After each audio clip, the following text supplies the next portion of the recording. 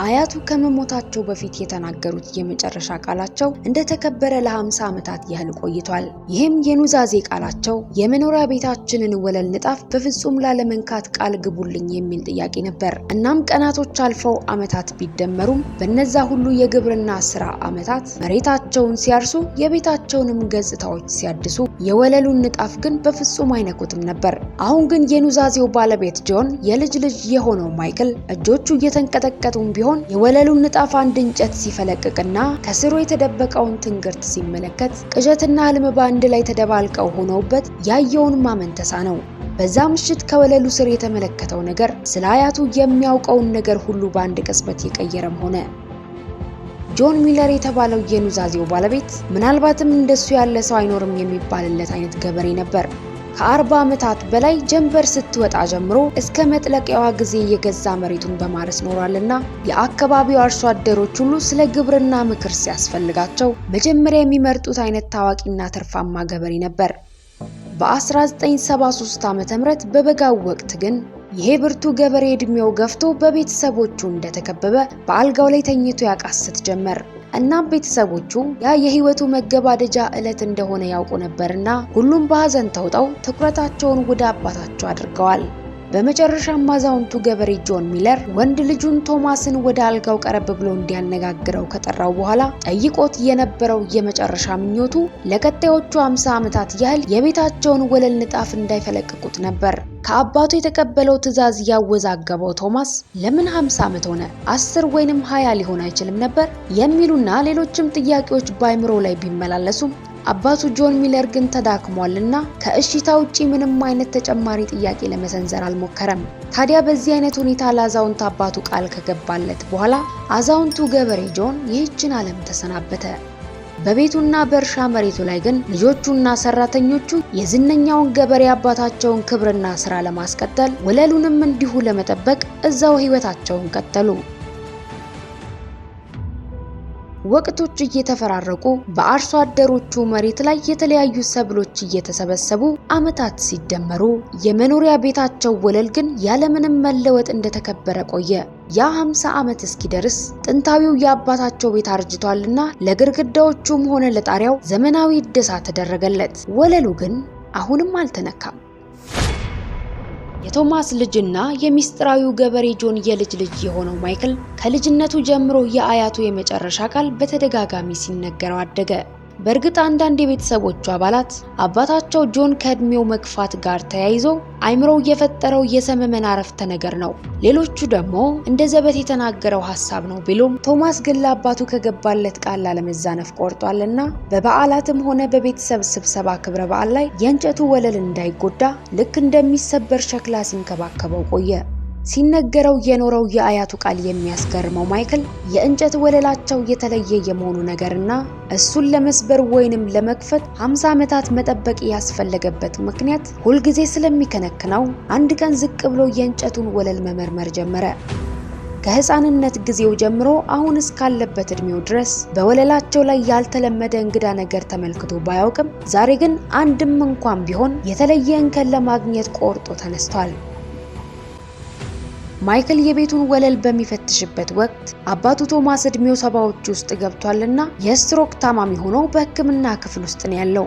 ስለዚህ የመሬቱም የእርሻውም የቤቱም ሁሉ ኃላፊነት በማይክል ትከሻ ላይ ስለሆነ በስልጣኑ ይህንን ወለል ከፍቶ የሚፈጠረውን ለማየት ፈለገ። ጥሩ አጋጣሚ ሆነለትና በ2023 ዓ.ም ቤቱን በድጋሚ ለማሳደስ አስቦ አስፈላጊውን የገንዘብ መጠን በማስላት ላይ ሳለ አንድ አስደሳች ነገር አወቀ። በእርግጥ ያቺ ቀን ዝነኛው አያቱ ካረፈ ልክ 50ኛው ዓመት መገባደጃ ነበርና በመጨረሻም የሚስጥሩ መፈቻ የጊዜ ገደብ እንደደረሰ ተረዳ። ወለሉን ሲከፍተው ከስሩ እንግዳ ነገር ሊኖርም ላይኖርም ይችላል። ነገር ግን የመላ ቤቱን ወለል መፈነቃቀል ሞኝነት ነውና በአዲስ አይን ነገሮችን ለማስተዋል የእንጨት ወለሉ ላይ አተኩሮ ወዲያና ወዲህ እየተዘዋወረ እንግዳ ነገር ለማግኘት ፍለጋውን ጀመረ። በግዙፉ ቤት ውስጥ በዛች ዕለት ምሽት በቤት ውስጥ የነበረው ብቸኛው ሰው ማይክል ብቻ ነበር። ከዛም ድንገት የአንደኛው ጣውላ ረድፍ በጥቂቱ የተለየ ሆኖ መነጠፉን አስተውሎ ከዚህ ቀደም እድሜውን በሙሉ ያላስተዋለው ልዩነት በመሆኑ ተደንቆ በዝግታ ወደዛ ጣውላ ቀረብ አለ። ወዲያውኑም ወደ ዕቃ ክፍሉ ሄዶ ለመፈንቂያነት የሚጠቅሙትን ዕቃዎች በፍጥነት ሰብስቦ ወደ ወለሉ እስኪመለስ የልብ ምቱ በጣም ጨምሮ ጀርባውን በፍርሃት ላብ ተዘፍቆ ረጥቦ ነበር። ምክንያቱም ለ50 ዓመታት ያህል የቆየውን ሚስጥር በዛ ቀን ምሽት ብቻውን ሆኖ ሊጋፈጠው ነው። ወደ ግድግዳው ጥግ ሄዶ ጣውላውን ለመፈንቀል ሲሞክር በመጀመሪያ ጣውላው አልፈነቀል ብሎ አስቸገረውና ወዲያውኑ ልክ እንደተከፈተ በር ይመስል ገርበብ አለለት። ከዛም አጮልቆ በፍርሃት ሲመለከት የወለል ስር እንቆቅልሽ የነበረው ትንግርት ምን እንደነበረ ተገለጠለት። ትናንሽ የተቋጠሩ ከረጢቶች እንደ ሳጥን በተቦረቦረ ቦታ ላይ በጥንቃቄ ተደርድረዋል። በፍርሃት እየተንቀጠቀጠም ቢሆን እጁን ሰደድ አድርጎ የመጀመሪያውን ከረጢት ብድግ ሲያደርገው ከበድ ያለና ጠንካራ ነገር እንደተቋጠረበት ተረድቶ ከረጢቱን ለመፍታት ሲታገል ሳያስበው ማሰሪያው ተበጠሰበትና የወርቅ ሳንቲሞች ወለሉ ላይ እንዳሸዋ ተበታተኑ። ይህ እንግዲህ የአንዱ ከረጢት በረከት ብቻ ነበር። ነገር ግን በዛ የወለል ስር ሳጥን ውስጥ ከረጢቶቹን ብቻ አልነበረምና ያገኘው። አሁንም ጥያቄው ሙሉ በሙሉ አልተመለሰም። ከረጢቶቹ ላይ የተቀመጡ በእድሜ ቆይታ ያረጁ ወረቀቶችም ነበሩትና የተጻፈባቸውን ደብዳቤዎች ማንበብ ሲጀምር ሳያስበው አይኖቹ በእንባ ተሞሉ። አያቱ ጆን ሚለር ማናቸውም ከሚያስቡት በላይ ወደፊት አርቆ ያስብ የነበረና በጊዜ ሂደት የኑሮ መወደድ እንደሚመጣ ተረድቶ ለልጅ ልጆቹም ጭምር በመስራት በትልቅ ጭንቀትና ትጋት ውስጥ ያለፈ ሰው ነበር። የወረቀቱ ገንዘብ በጊዜ ሂደት ዋጋውን እንደሚያጣና የወርቅ ሳንቲሞች ዋጋ ደግሞ በየጊዜው እንደሚጨምር ተረድቶ ለዓመታት ያህል በሚያርሰው መሬት የሚያገኘውን ትርፍ በሚስጥር ወደ ወርቅ ሳንቲሞች ሲቀይር ኖሯል። 50 ዓመት እንዳይከፍቷቸው ማስጠንቀቁ እንዲሁ በግምት የተናገረው ሳይሆን አስቀድሞ በጥንቃቄ ያሰላው የጊዜ ገደብ ነበር። የኢኮኖሚያዊ ለውጥ ጭማሮ ሂደቱንና መጠኑን አጥንቶ የሰበሰባቸው የወርቅ ሳንቲሞች በ2023 ዓ.ም በብዙ ጥፍ ሊሸጡ እንደሚችሉ በመገመት ቤተሰቦቹ እድሜውን በሙሉ ሲለፋበት በኖረው መሬቱ ላይም ሆነ በሌላ ጉዳይ ላይ መስራት ቢፈልጉ በቂ የሆነ ሀብት እንዲኖራቸው በማሰብ ነበር ሚስጥሩ ለ50 ዓመታት ያህል እንዲጠበቅለት ቃል ያስገባቸው። ማይክል ካነበባቸው ደብዳቤዎች ላይ ይህን ከተረዳ በኋላ የወርቆቹን ሳንቲሞች ዋጋ ሲያሰላ ታሪካዊ ቤታቸውን ለማደስ ብቻ ሳይሆን ብዙ ዘመናዊ የግብርና ማሽኖችን ገዝቶ ስራቸውን ለማዘመን ገቢያቸውንም ለማሳደግ ከበቂ በላይ ነበር። ከዛም ማይክል ለአባቱ ቶማስ የተፈጠረውን ሁሉ ባስረዳውና ደብዳቤውንም ባስነበበው ጊዜ እዛው በሕክምና አልጋው ላይ ሆኖ በህሊና ፈረስ ወደ ኋላ ነግዶ ነገሮችን ሲያስተውል አባቱ ጆን የፋይናንሻል መጽሔቶችን አዘውትሮ ያነብ እንደነበር አስታወሰና የአስተዋዩን አርቆ ሐሳቢ አባቱን ቃል አክብሮ ለ50 ዓመታት ያህል ቃሉን ጠብቆ በመታመኑ እጅግ ተደሰተ።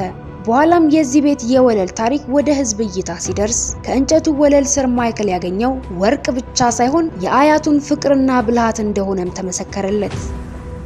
አያታችሁ የተወላችሁ እንዲህ ያለ ሀብት ቢኖርና በዚህ መልኩ ብታገኙት ምን የሚሰማችሁ ይመስላችኋል? ቃላችሁንስ ለ50 ዓመታት ያህል ያለምንም ማስረጃ የማክበር ትዕግስትና ጽናት ያላችሁ ይመስላችኋል? ሐሳባችሁን ኮሜንት ላይ ጻፉልኝ። እንዲህ ያሉ አስተማሪና አስደናቂ እውነተኛ ታሪኮችን መስማት የምትፈልጉ 10 ሰዎች ኮሜንት ላይ ኔክስት ካላችሁኝ አስደናቂ እውነተኛ ታሪኮችን እያሰናዳው ወደ እናንተ ለማድረስ ካሁኑ ቃል እየገባው በዚህ ተሰናበታችሁ። እንደተለመደው ይህን ቪዲዮ ላይክ ማድረግና ሼር ማድረግ ቻናሉንም ሰብስክራይብ አድርጎ የደውል ምልክቱን ማብራት እንዳይረሳ። ዳግም በቀጣዩ አስደናቂ መረጃ እስክንገናኝ ቸር ያቆየን።